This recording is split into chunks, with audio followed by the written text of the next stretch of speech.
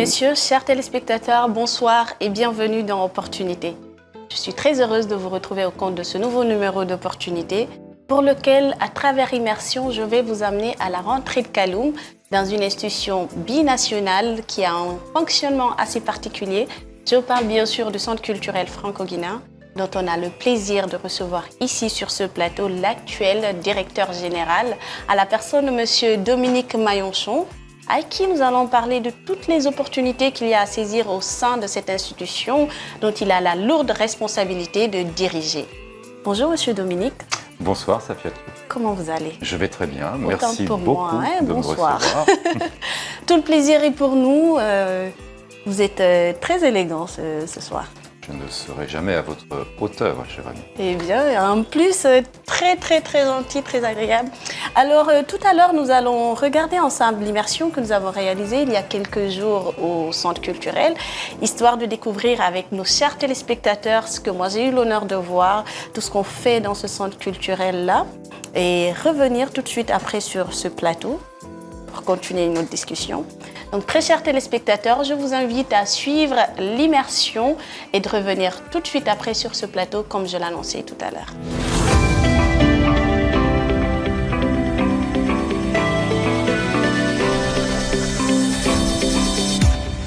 Issu d'un accord de coopération bilatérale entre la France et la Guinée, le Centre culturel franco-guinéen Sorikandia Kouyaté a été inauguré en 1999 par les deux chefs d'État d'alors, le général Lansana Conté et Jacques Chirac, pour marquer le début de nouvelles relations diplomatiques entre nos deux pays.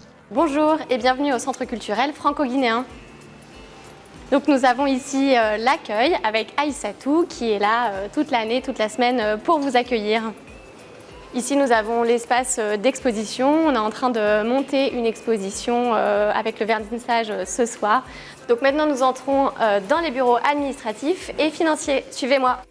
Le Centre culturel a pour objectif de valoriser le patrimoine matériel et immatériel de la Guinée et de favoriser la diffusion de la culture française et francophone à travers le spectacle vivant, le cinéma, le livre et bien d'autres. Je m'appelle Lucie Charlotte Perusset, je suis coordinatrice culturelle au Centre culturel franco-guinéen. Alors l'objectif du Centre culturel, c'est de convenir à tous les goûts et de toucher un public très large. Donc c'est pour ça qu'on est à la fois sur le spectacle vivant, sur la lecture, la littérature avec la médiathèque, mais on propose aussi du cinéma. Et donc ça nous permet d'avoir une programmation extrêmement riche, de toucher un public varié et que tout le monde y trouve son compte, petit, grand, amateur de peinture, amateur de cinéma, amateur de littérature. C'est vraiment un lieu ouvert à tout le monde. Ici, nous avons la médiathèque du Centre culturel avec des milliers d'ouvrages pour les enfants, les étudiants, les adultes et un espace numérique. Ici, nous avons l'accueil de la médiathèque. Ici, nous avons la boutique Consommons guinéen avec des produits de l'artisanat local.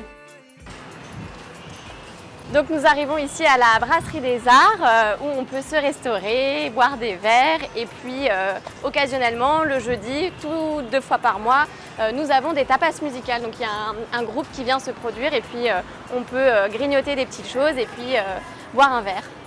Chaque année, le CCFG accompagne plusieurs projets culturels dont le Salon du Livre et Jeunesse, les 72 heures du livre, des festivals artistiques, etc., etc.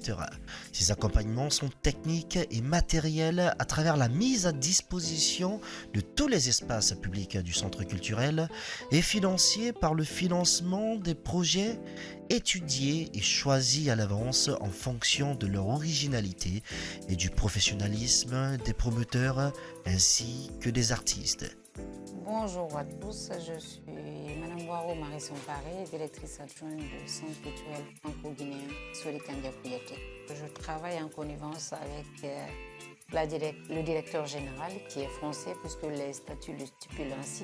Le directeur doit toujours être français et l'adjoint doit être guinéen. Ce mélange est extrêmement riche et enrichissant pour le centre culturel puisque ça donne l'occasion de créer des échanges et des partenariats entre la France et entre la Guinée. Ça nous donne l'occasion de faire découvrir à la scène française les artistes guinéens, mais également de recevoir des artistes internationaux, notamment des artistes français, et de les faire découvrir au public guinéen. Je participe un peu à la programmation de la politique culturelle du CCFG que nous élaborons chaque année, c'est-à-dire que nous décidons ensemble ce que nous allons faire, ce que nous allons promouvoir tout au long de l'année. Et puis moi, je sors un peu à la recherche des mécènes, des partenaires, parce qu'il faut se rendre à l'évidence que pour faire fonctionner un tel établissement, les seules subventions des 2 États signataires ne suffisent pas. Il nous faut des mécènes, il nous faut des partenaires pour nous accompagner dans notre combat pour le rayonnement de la culture. Je suis aussi le lien avec toutes les institutions du pays, puisque je suis la directrice adjointe, donc notamment guinéenne. C'est moi qui assure un peu la liaison avec tout ce qui est lien avec les institutions guinéennes. Enfin, je m'assure que tout se passe bien dans le fonctionnement, mais surtout lors des spectacles. Depuis sa création, le CCFG a contribué à la création d'une centaine de projets artistiques et culturels. Il participe activement au rayonnement de la culture guinéenne et française et dispose du seul espace de spectacle en République de Guinée. Du coup, je vous invite à découvrir la programmation et à nous suivre sur les réseaux sociaux pour être informés de tous ces événements ponctuels. Merci. Vous l'avez vu, on parle culture, on respire culture. Le centre culturel porte très bien son nom. Nous avons eu droit à une très belle immersion, beaucoup d'informations, venir quand on veut, lire, écouter de la musique, voir des vernissages et tout. C'est un peu tout ça le centre culturel aujourd'hui. Oui. Tout à fait. Je crois que ma collaboratrice Lucie l'a très bien résumé.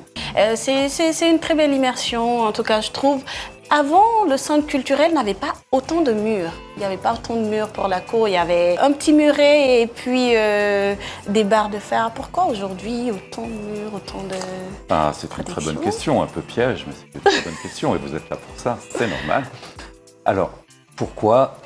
Puisque je vais peut-être devancer le cours de vos questions, mais dans le centre culturel franco-guinéen, il y a franco-français. Oui, exactement. Il n'y a pas que français, nous y reviendrons, mais il y a aussi français. D'accord. Et la partie française a souhaité, dans le monde entier, sécuriser ses emprises, ses installations, suite à la menace terroriste mondiale. Encore une fois, ça n'est absolument pas particulier à la Guinée, dans le monde entier, y compris en France. La France a souhaité sécuriser ses établissements. Alors, je vous le demande parce que je suis sûre qu'il y a certaines personnes aussi qui se posent ces questions. Avant, c'était comme ça, on arrivait à voir entre les barrières. Maintenant, c'est complètement... Ils ont leur réponse, j'ai la mienne aussi. Mais je voudrais poursuivre, si vous le voulez bien. Allez-y. Parce que, effectivement, voilà, c'est le choix de la France qui a financé ces travaux, donc à 100%. Mais effectivement, c'est pas forcément avec un grand sourire que j'ai accueilli cette mesure, parce que si nécessaire soit-il, mais le principe d'un centre culturel, c'est d'être ouvert à tous. Et quand on commence par montrer des murs et des barrières, c'est pas forcément un très bon signe et ça donne pas envie de rentrer comme ça, par hasard, voir ce qui s'y passe. Donc, ces travaux sont assez récents et nous allons, dans les tout prochains mois, faire intervenir des artistes, des graffeurs sur nos murs pour rendre ce mur non pas austère, mais que ce soit un mur couvert d'œuvres artistiques et qui invite à rentrer voir ce qui se passe à l'intérieur. D'accord, très bien. Vous avez parlé d'ouverture, ouvert à tous et tout, ce qui me ramène à ma question. Parce qu'aujourd'hui, le centre culturel, on a l'impression qu'il y a des stéréotypes, comme quoi le centre culturel est un peu réservé à une certaine classe de personnes, à une certaine catégorie. Et pourtant, c'est un centre culturel, donc... En tant que directeur général, qu'est-ce que vous avez à dire à ces personnes et dites-nous un peu à qui est ouvert le centre culturel franco-guinéen? Alors, vous l'avez dit, il est ouvert à tous et c'est notre souhait. Effectivement, il y a un peu de pédagogie à faire pour que ça se sache, mais il s'adresse vraiment à tous. Notre mission, c'est d'offrir l'art et la culture au plus grand nombre. Dans Centre franco-guinéen, il y a franco et il y a guinéen. C'est un établissement guinéen implanté en Guinée, qui d'ailleurs est de droit guinéen. Quand vous entrez dans l'enceinte du CCFG, vous n'êtes pas en France. Contrairement, vous entrez dans l'ambassade, vous êtes dans une emprise française. Au CCFG, vous restez en Guinée, même au niveau du droit juridique. D'accord, donc c'est sur le droit voilà. guinéen. Mais effectivement, on souffre d'une image, mais d'une façon assez générale. D'ailleurs, je crois la culture, pas seulement le CCFG. La culture, c'est pas pour moi, j'ai pas étudié, ou c'est pour les universitaires, ou alors c'est pour les riches. Mais non, c'est pour tous. Il y a vraiment, comme le disait ma jeune collègue dans votre reportage, il y en a vraiment pour tous les goûts. Les tarifs sont extrêmement modiques. Il y a beaucoup de choses gratuites, totalement gratuites. Mais le tarif d'abonnement à la bibliothèque médiathèque, par exemple, il est dérisoire. C'est un abonnement à l'année, c'est le prix d'un jus, c'est le prix d'un jus de fruits. Pour une année entière de lecture avec des dizaines de milliers d'ouvrages, d'accès aux ordinateurs de la médiathèque, etc. Les spectacles, certains sont gratuits, donc sont payants, mais avec des tarifs toujours très très modiques, puisque notre mission, encore une fois, c'est le plus grand nombre. Venez tous nous voir, vous serez tous les bienvenus. Exactement. En fait, le centre culturel, il faut venir parce que, comme on l'a vu tout à l'heure, il y a pour tout le monde. Il y a du vernissage. Si tu n'aimes pas la musique, il y a de la peinture, il y a de la lecture, il y a des films. Je suis sûre que tout le monde aime les films. Il y a des contes, il y a beaucoup de choses. Et je trouve aussi que les gens devraient s'y intéresser un peu plus et essayer de ne pas trop en fait se baser sur ce que pense tel ou tel centre culturel, comme vous l'avez évoqué, franco-guinéen, qui peut-être pour certaines personnes à être un peu réticente. Mais je vais rebondir sur cette question, sur ce que vous avez dit par rapport à ce centre culturel franco-guinéen. Parce qu'aujourd'hui, dans la plupart des autres pays, on parle des instituts français. Et en Guinée, il y a le centre culturel franco-guinéen. Qu'est-ce qui explique cette particularité dans ce pays?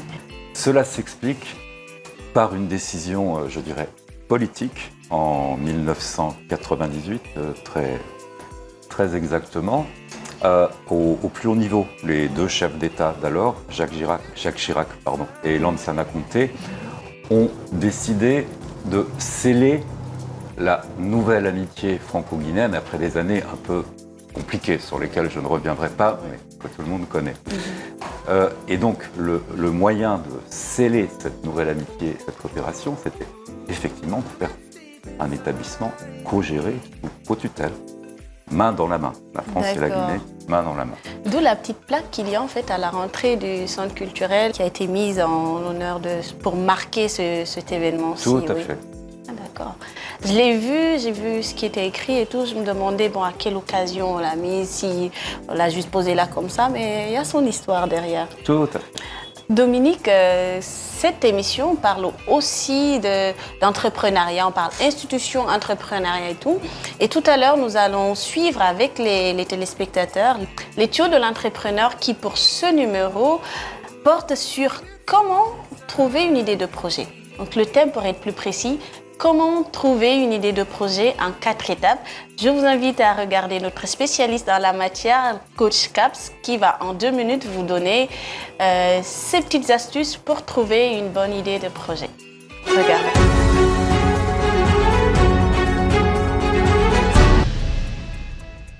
Bienvenue dans votre rubrique Les tuyaux de l'entrepreneur. Et aujourd'hui, on va résoudre une épineuse question à laquelle est confrontés les aspirants entrepreneurs. C'est cette question de savoir comment trouver une idée de business. Cette question, on va la résoudre en quatre étapes. La première étape, arrêtez de chercher une idée de business, mais plutôt chercher des problèmes à résoudre. Surtout des problèmes que vous, par exemple, vous êtes en train de vivre ou des problèmes que sont en train de vivre les personnes de votre entourage. Donc, soyez à l'observation car la solution de ces problèmes-là s'appelle votre idée de business. La deuxième étape, c'est d'identifier tout de suite votre cible, les futurs bénéficiaires de votre produit, les futurs utilisateurs de votre produit, bref, les futurs clients de votre produit et tout de suite, allez discuter avec eux pour véritablement comprendre quel est le véritable besoin qu'ils ont. Et la troisième étape, trouvez tout de suite la solution minimale qui puisse répondre à cette problématique qu'on appelle autrement le minimum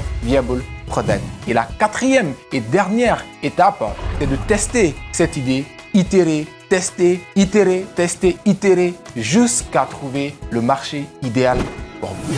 Alors c'est tout pour ce numéro d'aujourd'hui. On se dit à très vite pour un autre numéro. C'était là les tuyaux de l'entrepreneur. J'espère que ce tuyau servira à un jeune qui est dans le quartier. Parce que très souvent, on dit les meilleurs entrepreneurs, en fait, c'est pas la meilleure motivation pour l'entrepreneuriat, c'est pas juste faire de l'argent. C'est vrai, on peut juste penser à faire de l'argent. On peut réussir parfois, mais très souvent, quand on essaie d'apporter une solution à un problème, on met du cœur. Et par la même occasion, on résout un problème et on fait de l'argent. Je ne sais pas ce que vous pensez de cette méthode, de ces techniques. Déjà, vous êtes entrepreneur ou plus, disons, carrière Je trouve ces conseils en 3 minutes très pertinents. Sur la production artistique, ils ne sont pas tout à fait applicables en l'état, je crois. Il y a un esprit qui peut être le même.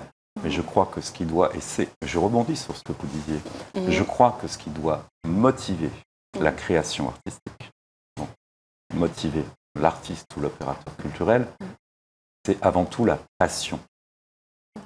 La passion et le besoin, le besoin de sortir quelque chose, pardonnez-moi, de ses tripes. Un artiste qui, contrairement à un commerçant, etc., écoute le marché, eh bien, le public a envie de ça aujourd'hui. Il va peut-être effectivement être célèbre pendant 1 an, pendant 2 ans, mais ça va être un effet de mode. S'il n'a pas une vraie personnalité, quelque chose de fort à exprimer, il ne résistera pas à la durée. Notamment. Donc, si j'ai bien compris ce que vous dites, c'est que contrairement à une idée de business normale, elle dépend très souvent en fait, de vouloir résoudre un problème, pour les artistes, il faut tout d'abord avoir la passion. Je le pense, puisque on a coutume de dire assez souvent dans le monde de l'art que l'art ne sert pas à apporter des réponses, mais à poser des questions. S'il fallait trouver une vocation à l'art, ce serait celle-là. Se poser des questions. Se poser des questions plutôt que d'apporter des réponses.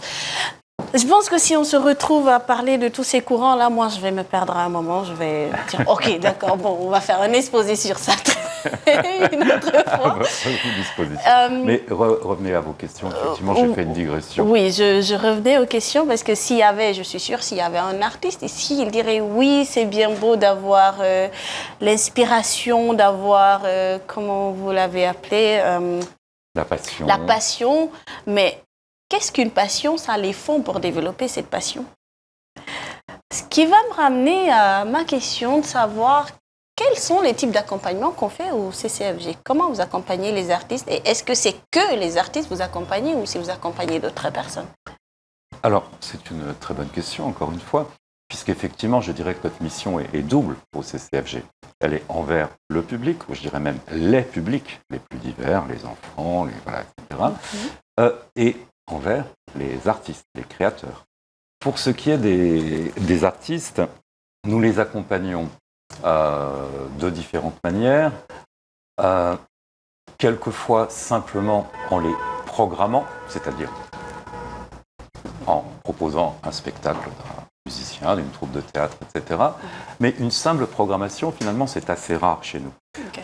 Mais ça, c'est quand même un accompagnement parce que nous sommes...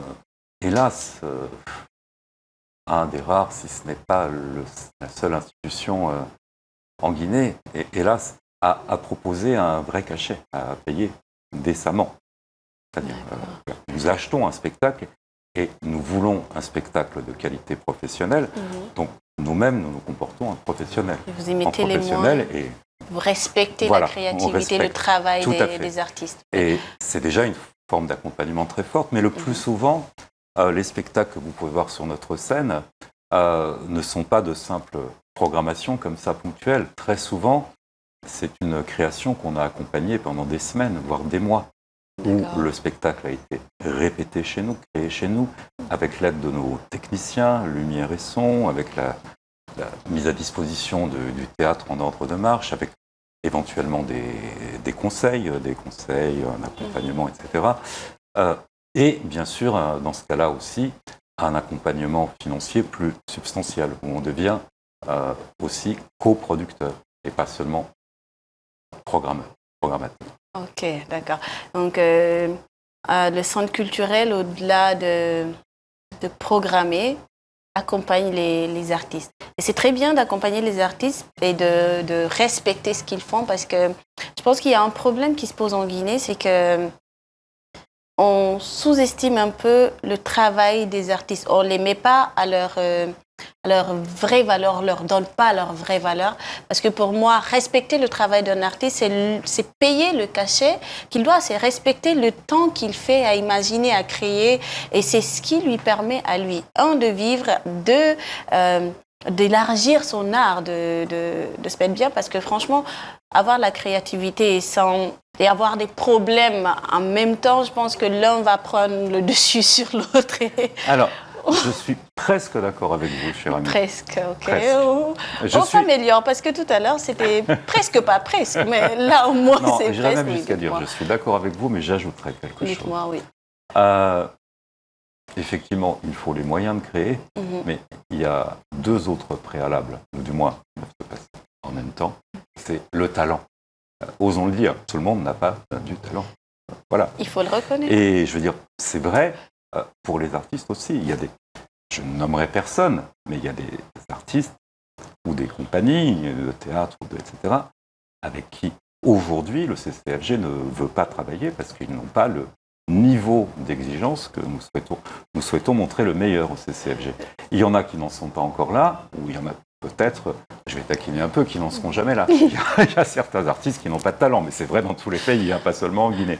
Okay. Nous, en fait, ils sont motivés, ils ont la motivation et tout, mais il leur manque le plus important pour un artiste, le talent. Alors, pour un artiste, il y a deux choses, le talent et le travail. Alors, il y a beaucoup d'artistes talentueux aussi, mais qui se croient déjà les meilleurs du monde. Voilà. Donc, ils sont confortables, on fait plus d'efforts. Plus d'efforts, ils n'admettent pas la critique. Je parle de critique, c'est de critique constructive. Tiens, tu devrais un peu travailler ça, etc. Ah non, je suis le meilleur. Ceux-là ne vont pas aller très loin non plus ou pas durer très longtemps. Il faut être humble quand on est artiste. Il faut être humble et savoir que le monde, il évolue. On peut pas, les mêmes techniques d'avant-hier ne marchent plus aujourd'hui. Donc, il faut suivre le rythme. Il faut se remettre en cause sans cesse. Donc... Et effectivement, il faut des moyens. Mais les moyens... Je vais encore une fois être un peu méchant, mais ceux qui les méritent, c'est ceux qui ont du talent et qui travaillent. Et parlant de ces moyens, jusqu'à quelle hauteur, par exemple, le centre culturel peut accompagner un projet? Quel genre de projet il faut vraiment quoi, en fait, dans le projet pour aspirer à un accompagnement? Parce que je suis sûre que vous en recevez des centaines de projets et que malheureusement, plusieurs sont recalés. Qu'est-ce qui fait ça? Et sans oublier à quelle hauteur, jusqu'à combien, un projet de combien ils peuvent venir vous soumettre au centre culturel? Cette question est extrêmement difficile. Pourquoi quand on parle d'argent, genre de précision avec l'argent, il y a toujours quelque chose qui fait rire? Parce que si je donne un chiffre, ce que je vais peut-être finir par faire, je vais avoir 300 personnes qui vont frapper à mon bureau dès demain matin et ça va m'empêcher un peu de travailler et travailler pour les artistes. Mais plus sérieusement, diriger un établissement culturel, c'est forcément faire des choix. Ça, il faut que les gens le comprennent. C'est faire des choix. Alors, il y a tout d'abord un truc évident, je viens de le dire, c'est l'exigence de la qualité. D'accord. Okay. Mais ça ne suffit pas. Nos moyens ne sont pas illimités, très loin de là, nos moyens financiers. Il n'y a pas non plus 3000 journées par an pour proposer des spectacles. Une année fait 365 jours et on ne peut pas faire un spectacle chaque soir. Et il faut avoir une certaine cohérence, choisir des priorités, sinon on fait un peu de tout et on va nulle part à fond. Donc, je sais que c'est souvent difficile à entendre. J'ai dirigé beaucoup d'établissements culturels avant d'avoir le plaisir de diriger le CCFG, que ce soit en France ou sur le continent africain. Et c'est toujours la même chose, quels que soient les moyens, que l'établissement soit très riche ou avec des petits moyens, on fait des choix. C'est le métier de ça. On fait des choix en fonction d'une ligne artistique, d'une cohérence qu'on essaye d'avoir, à la fois dans l'accompagnement des artistes, de certaines disciplines de prioriser pour un moment peut-être certaines disciplines plutôt que d'autres, et puis aussi en tenant compte des publics aussi, c'est-à-dire les soutiens qu'on accorde à des artistes, il faut que les artistes rencontrent le public aussi. Et il ne faut pas toujours faire la même chose non plus. Donc en fait, il faut que les artistes ils se renseignent, il faut qu'ils sachent les fonds du centre culturel cette année sont destinés à quel type en priorité en fait. Ça n'est pas aussi, heureusement, c'est pas aussi rigide strict que ça. Non, c'est des grandes lignes. Mais donc si le projet il mérite d'être accompagné, que la structuration est bonne, que l'idée est bonne, que c'est vendable, que c'est consommable, voilà, mais vous venez de dire le mot essentiel, il faut que ce soit un projet. Un projet, ça veut dire quelque chose de construit et de clairement exposé, pas venir me dire je veux faire un concert, je suis chanteur, je veux faire un concert. Voilà. Ça ne se fait pas comme ça, ça marche pas un peu plus loin que ça. Okay. Et il faut aussi montrer ce qu'on fait. Il faut nous donner du matériau. Si c'est de la musique, c'est relativement simple. Nous passer des bandes démos, des vidéos, etc. Si c'est du théâtre, il peut aussi y avoir des vidéos, mais il y a aussi la biographie, je dirais, de l'artiste ou de la compagnie. Montrer, avant que le centre culturel accompagne un artiste sur un projet, il faut qu'il voie déjà des choses que cet artiste a fait. On ne va pas juste croire quelqu'un sur parole, oui, je suis chanteur, il faut m'accompagner. Voilà. Donc il faut venir avec des preuves de ce que vous faites et une idée, un projet bien déterminé de ce que vous voulez faire et comment vous voulez que le centre culturel vous accompagne. Tout à fait. Donc pour un artiste qui serait en train de regarder cette émission, il faut qu'il sache qu'il faut qu'il ait des preuves de ce qu'il a fait, des photos, des vidéos comme vous l'avez évoqué, avoir un projet bien écrit, voilà ce que je sais faire, voilà ce que je veux faire et voilà comment je veux le faire. Et le centre culturel, dans ces mesures-là, le centre culturel décide d'accompagner cet artiste dans cette création artistique. Maintenant, comment tout ça se fait Vous déterminez à l'année, au début de l'année, il y a une période pour déposer les projets. 2, après avoir fait le choix, comment se fait concrètement cet accompagnement-là? Alors, il n'y a pas de période, mais si on parle de vraiment tout au long de l'année, chaque jour, je dirais, on accompagne les artistes. Mais si on parle de coproduction, c'est-à-dire de gros accompagnements, où on accompagne une création qui va exister, qui n'existe pas encore, en accordant plusieurs semaines, voire un mois, voire plus de répétitions dans notre salle, etc., en mettant des moyens financiers substantiels. Ça, il n'y en a pas énormément par an. Il y en a entre 2 et 4 par an, selon et nos calendriers et nos moyens budgétaires. Il n'y a pas d'appel à projet au sens publié, etc. On reçoit des projets, on rencontre beaucoup d'artistes, on nous en présente beaucoup. On est aussi à l'écoute, c'est notre métier. Je connais quand même beaucoup d'artistes, que ce soit en Guinée, en Afrique de l'Ouest ou ailleurs. Donc, les projets qu'on va accompagner, par exemple, cette année, je vais sans doute en oublier, j'espère qu'ils ne m'en voudront pas. Il y a 2 projets théâtraux qui nous ont été soumis il y a déjà plus d'1 an et demi. Donc la décision, on l'a prise il y a déjà longtemps. Parce qu'il faut se donner les moyens de la production. Il faut aussi que les artistes ou la structure, la compagnie, etc., aient aussi le temps de trouver d'autres soutiens. Si le projet est vraiment très ambitieux, notre soutien financier ne va pas suffire. Il faut aussi qu'ils trouvent d'autres bailleurs de fonds, etc. Donc c'est généralement des projets qu'on initie dans la durée. On décide qu'on va le faire, on s'engage généralement 1 ou 2 ans avant, etc., arriver à l'aboutir et on établit un calendrier. Ça, je dirais, c'est les gros accompagnements. Et il n'y a pas d'appel à projet, ça se fait parce qu'on est dans le milieu du spectacle, on nous soumet des projets à peu près tous les jours et on entend aussi des choses qui nous... Ah, tiens, là, il va se passer quelque chose d'intéressant, voyons comment on peut faire. Il n'y a pas de procédure, on n'est pas à l'administration, voilà, c'est pas un dossier de candidature. Voilà, mais il y a de l'accompagnement au quotidien presque, même quand il n'y a pas de représentation chez nous. Un exemple, au mois de janvier dernier, pour des raisons diverses, on a commencé la programmation, c'est-à-dire à proposer des spectacles dans notre salle très tard, à la toute fin du mois de janvier. Mais notre salle, elle était en activité tous les jours. Chaque jour de la semaine, dès le 2 janvier, il y avait des artistes auxquels nous mettions à disposition la salle pour qu'ils puissent répéter, faire leur création lumière, etc. Et ce n'était pas forcément conditionné à une représentation chez nous. Voilà. Il y a aussi de l'accompagnement au quotidien qui n'est pas forcément énorme, mais qui est très aidant, vu le manque d'endroits bien où on peut faire des répétitions et autres. Mais je vais encore revenir sur le côté financier, parce qu'aujourd'hui, bon, allez.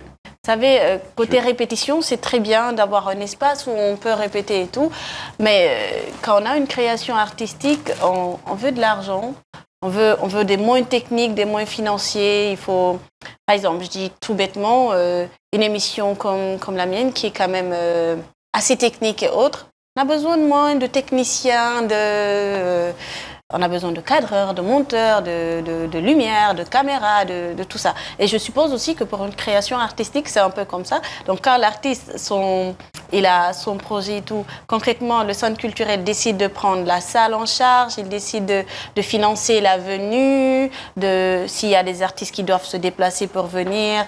Au-delà des répétitions, vous financez beaucoup d'autres choses. Alors, un projet concret que vous avez peut-être, par exemple, déjà financé qui pourrait aider.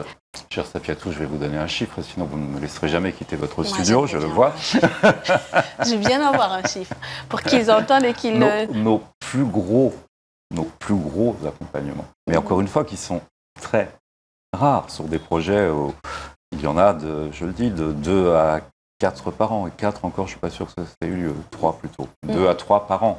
Et décidez bien en amont, nos plus gros accompagnements, puisque contrairement à ce qu'on pourrait croire, dans franco-guinéen, je vais faire un peu d'humour, il y a français mais il y a aussi guinéen, donc il n'y a pas que français, on n'est vraiment pas riche. D'accord, ok. On va oublier le on n'est vraiment pas riche. Mais n'oubliez pas, parce que c'est réellement vrai, cette image qui empêche aussi certaines personnes effectivement de venir chez nous parce qu'ils pensent qu'on est réservé. Mais on empathie aussi différemment, c'est-à-dire que les artistes qui viennent chez nous pensent que allez, bingo, l'argent, c'est Hollywood, là, ça tombe là, on est super riche. Mais non, hélas, non.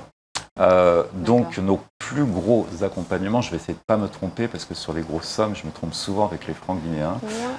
Là, je parle uniquement d'apport financier, parce qu'après, il y a tout ce qu'on met à disposition, les techniciens, la salle, le matériel, etc. Mais au niveau financier, nos plus gros accompagnements se montent à 50 millions. Pardon ? 50 millions. 50 millions. Si c'est 50 millions, ça fait 5 000 euros, c'est bien ça ? Ça fait 5 000 euros. Voilà. C'est déjà très bien parce que je pense que c'est très important d'avoir ce genre d'accompagnement. Et tout à l'heure, vous avez parlé de français et guinéens. Et je suis sûre qu'il y a une façon de collecter les fonds. C'est les entreprises françaises et guinéennes et l'administration aussi. Ces budgets-là, je pense que c'est le moment d'encourager toutes ces entreprises qui le font déjà et ceux qui ne le font pas, de le faire parce que ça pourrait, en fait, plus vous avez de l'argent, plus vous redistribuez au niveau de... Le CCFG remplit une mission de service public. Donc, je veux dire, notre boulot, c'est à aucun moment de nous enrichir. Tout l'argent dont nous disposons, à part celui qui, bien que je paye moi aussi mes salariés, etc., il y a aussi des frais. Je veux dire, tout l'argent dont nous disposons, il est consacré aux artistes et au public. Voilà, et la majeure partie de notre budget, de nos ressources financières, c'est des subventions publiques, effectivement, de l'État français et de l'État guinéen, ce qui est normal pour un service public. Mais Merci beaucoup de ce que vous venez de dire, parce que ça n'est pas suffisant et nous avons vraiment besoin de mécènes et de sponsors également. Et encore une fois, c'est pas pour nous, c'est pour les artistes et pour le public qui vient. Donc, parlant de tous ces fonds qu'il y a collectés, qu'on aimerait bien avoir pour réorienter ça dans la culture, vous avez parlé des bailleurs qui sont l'État français, l'État guinéen et les entreprises qui aimeraient bien ou qui pourraient bien venir apporter de l'argent pour un peu soutenir la culture. Quel est, disons, les rapports qu'il y a à ce niveau? Quelle est l'implication de chaque pays et comment ça se passe? Les bailleurs, les principaux bailleurs que sont la Guinée et la France, quelle est l'implication particulière de mon pays?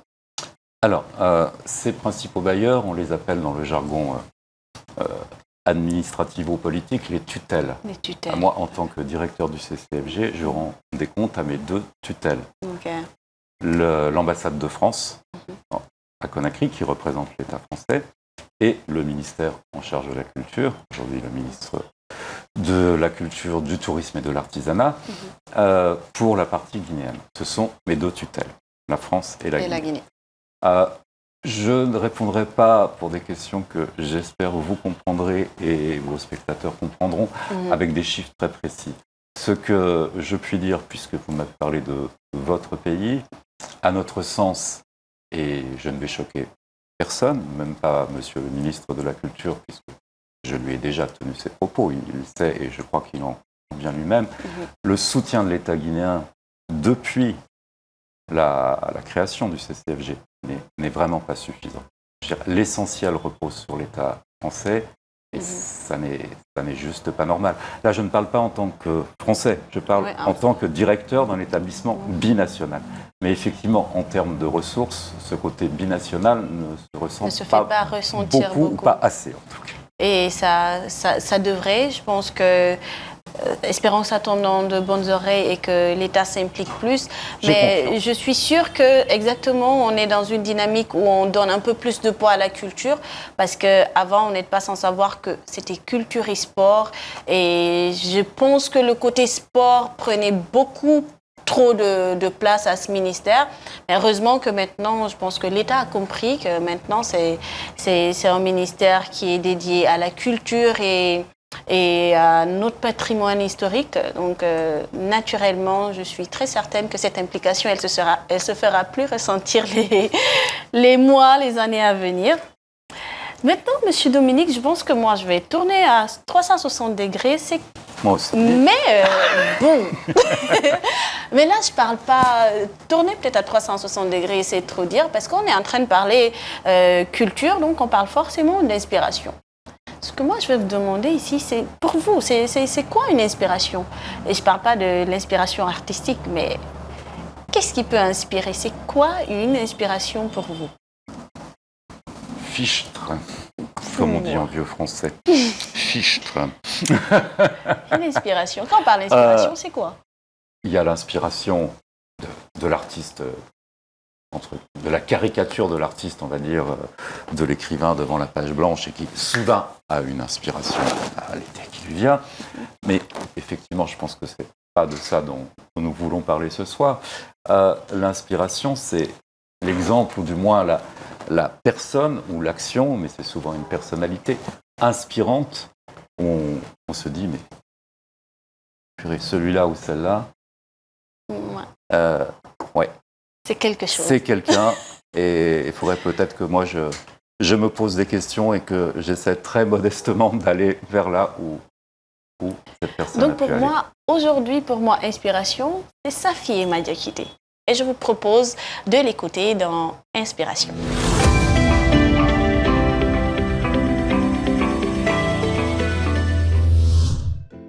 Je suis Madame Kaba Safi Emma Diakité, j'ai 25 ans et titulaire d'un Master 2 en stratégie et management des organisations touristiques. Par ailleurs, jeune entrepreneur, évoluant dans les domaines de la mode notamment, de l'art et de la décoration dans un concept purement africain récemment, à travers EMAF, qui est une ligne de vêtements que j'ai lancée en 2018 pendant que j'étais encore étudiante, et qui au fil de temps s'est imposée en maison de mode tout simplement comme je viens de le signaler.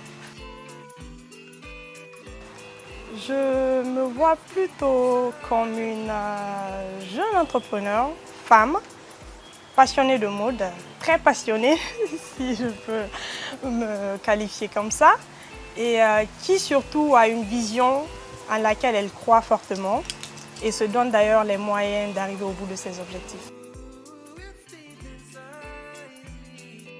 Je dirais pas du tout. Le fait peut-être d'avoir été Miss a plutôt ajouté, a plutôt été un impact positif pour cette activité que j'ai lancée.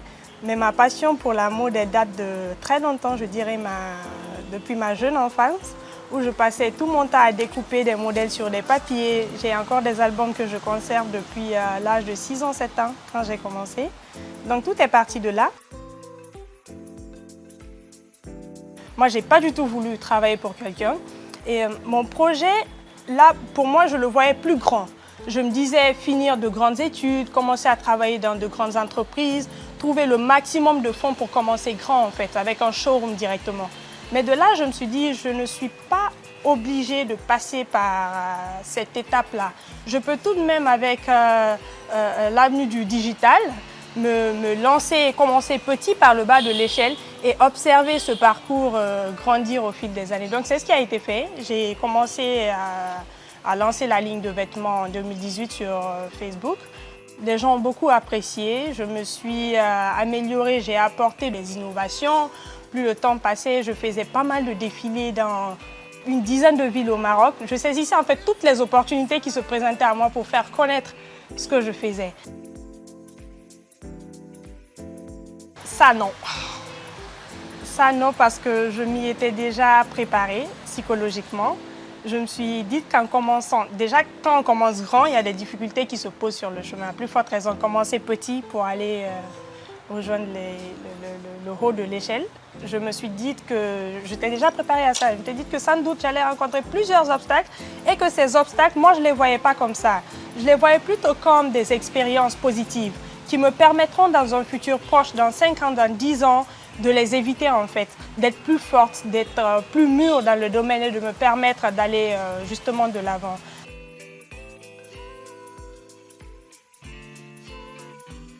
Pour le moment, très bien. Peut-être très bien parce que je suis nouvellement mariée et en même temps, je n'ai pas la petite famille, les enfants à gérer pour le moment. Peut-être que ça va se compliquer un peu plus après, mais je ne le pense pas. Dans la mesure où je l'ai préparé, mon mariage, pour moi, je l'ai préparé. Ça faisait partie d'une étape de la vie. Et Dieu merci, c'est arrivé à un moment où je le voulais. C'est-à-dire que dans mon plan, ce que je m'étais établi, commencer tôt à entreprendre, courir dans tous les sens s'il le faut, pour mettre sur pied les bases de ce que je suis en train de faire. Pour me permettre que lorsque je serai mariée, de ne pas avoir à courir dans tous les sens, d'avoir une équipe stable qui soit dans le même esprit, qui permette à l'entreprise en fait de grandir plus rapidement. L'inspiration, c'est la capacité d'imaginer, de créer. C'est la capacité de voir quelque chose en vert et de transformer cette chose en jaune. C'est si vous voulez, c'est cet esprit imaginatif, créatif, qui rend les choses différentes et meilleures. Merci. Donc Safi Emma Diakité, c'était notre inspiration d'aujourd'hui et j'espère que comme moi, elle vous inspire et que comme elle, vous allez décider à vous lancer, à commencer petit et à grandir parce que c'est bien cela la vie, commencer quelque part, pas à pas, aller là où on veut. Monsieur Dominique, j'ai une toute dernière question pour vous avant de vous laisser partir. Et cette question revient toujours au centre culturel parce qu'on est là pour parler du centre culturel. Donc, en fait, très souvent, vous organisez des représentations, des pièces où il y a des artistes français, des artistes guinéens. Et ma question, c'est de savoir, tout simplement, pour un artiste guinéen qui aimerait participer à ce genre de représentation, à ce genre de pièces, qu'est-ce qu'il lui faut avoir à part le talent? Merci de donner une partie de la réponse. Alors, je répondrai brièvement, mais en 2 temps. Effectivement, l'une des volontés du CCFG, et c'est plus qu'une volonté, c'est aussi l'une de nos actions, c'est de faire se rencontrer différents univers culturels et différents univers différents imaginaires et différents artistes de différents pays. La France et la Guinée, naturellement, de par notre histoire, mais pas seulement. Nous recevons assez régulièrement des artistes sénégalais, maliens, burkinabés, plus Culture rarement du monde, canadiens. Mais voilà, l'intérêt, c'est que les gens se rencontrent, travaillent ensemble, non pas pour se copier, s'imiter ou dire toi c'est bien ce que tu fais, mais ensemble trouver de nouvelles formes, de nouveaux imaginaires. S'inspirer. Voilà. S'auto-inspirer, se co-inspirer. Ces projets, généralement, nous ne les initions pas généralement. Il peut y avoir des exceptions où on connaît. Moi, je connais d'un côté un artiste français et je connais d'un côté un artiste guinéen. Je me dis, mais ces deux-là, il faudrait qu'ils se rencontrent. Voilà. Je peux quelquefois être l'interface, la mise en relation. Mais c'est très rare. Normalement, c'est des artistes qui se connaissent déjà d'un pays et de l'autre, se connaissent ou physiquement ou connaissent le travail, ont entendu parler du travail de l'autre. Et le projet, je dirais, il s'initie d'abord, c'est d'abord les artistes eux-mêmes. Qui initient le projet et qui après, viennent ils viennent nous voir et on voit ce qu'on peut faire. Ça a été le cas pour le gros projet que nous avons accompagné depuis 2 ans. Ça, c'était un de nos plus gros accompagnements avec Circus Baobab, dont la création a eu lieu début mars au CCFG. Donc, c'est une compagnie de cirque guinéenne et des circassiens. C'est un mot savant pour dire des acteurs de cirque. De cirque. Des circassiens, hein, notez bien ça. Des circassiens français. Donc ils ont répété pendant 1 an et demi chez nous au CCFG, également en France, etc. Mais donc ils se sont connus sans nous et nous on a fédéré ça, on a trouvé ensemble les moyens qu'ils aient d'autres soutiens que les nôtres qui n'étaient pas suffisants, etc. Mais l'initiative de les mettre ensemble n'est pas venue de nous. Ils sont venus vers nous avec un projet commun. Donc comme je l'ai annoncé tout à l'heure, c'était la toute dernière question. Donc ici prend fin cette belle aventure qui m'a beaucoup apprise et qui a informé beaucoup de gens, ceux qui nous regardent notamment. Donc je vous remercie de vous être prêté à toutes ces questions et d'avoir été aussi gentil et bienveillant dans vos réponses. Safiatou, c'est moi qui vous remercie et ça n'attiendrait qu'à moi. Je pourrais encore rester 2 heures en votre compagnie et en compagnie de nos téléspectateurs. Oh, merci beaucoup. Très chers téléspectateurs, ici marque la fin de ce numéro. Mais avant de vous quitter, permettez-moi de vous dire une toute dernière chose. Donc, des opportunités en Guinée, il y en a beaucoup, il y en a partout. Mais cette émission se veut être celle-là qui va essayer de vous dénicher toutes ces opportunités et de vous les montrer au cours des mois. Alors restez connectés et à très bientôt pour de nouvelles opportunités.